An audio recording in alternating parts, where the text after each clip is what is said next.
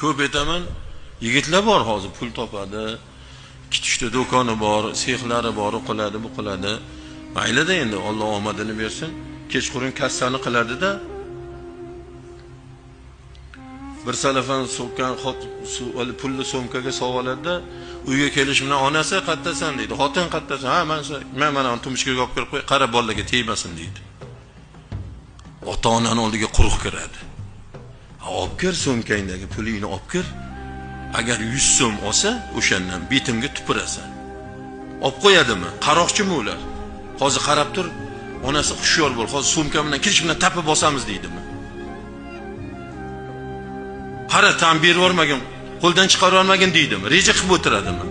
Dada, ona, mana sizni duoyingiz bilan bugun ishlarim yaxshi bo'ldi, savdoyim yaxshi bo'ldi. Mana shu pullar sizniki.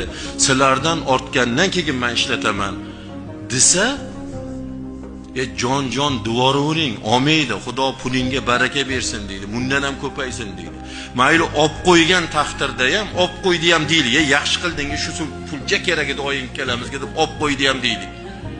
Mayli o'sha joyda 15 milliondir, 20 milliondir, mayli undan ko'proqdir.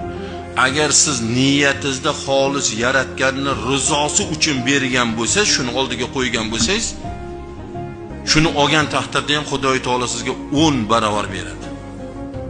10 barobarni Xudo beradi. Hozir pul topayotgan yigitlar bor, alhamdulillah. Pul rosa topyapti. Olib keray desa, duo qiladigan ota yo'q, duo qiladigan ona yo'q. U xotiningga kelgan ham ulgurasan berishga, otangdan kelgan ham beraverasan, onangdan kelgan ham beraverasan. Lekin bugun ular bormi? Xotiningni qo'liga pul tutqizma, otang bilan onangni oldiga olib kir. Duosini ol. O'sha barakat to'ldirib yuboradi seni. Ikkita do'koningni 4 ta qilib yuboradi, 4 tasini 6 ta qilib yuboradi. Faqat shu duo bilan ko'karasan. Shu duo bilan bir nimalik bo'lasan. Chunki seni odam qilgan shular, seni pul toporman qilgan shular. Tug'ilganingda bitta tursiyma ekan ham yo'q edi, seni kiydirgan, yedirgan, ichirgan shular. Endi bugun odam bo'lib qolding, pul topadigan. Shular qildi. Mana odam qilgan mana shularni oldiga qo'y, olmaydi birodarlar.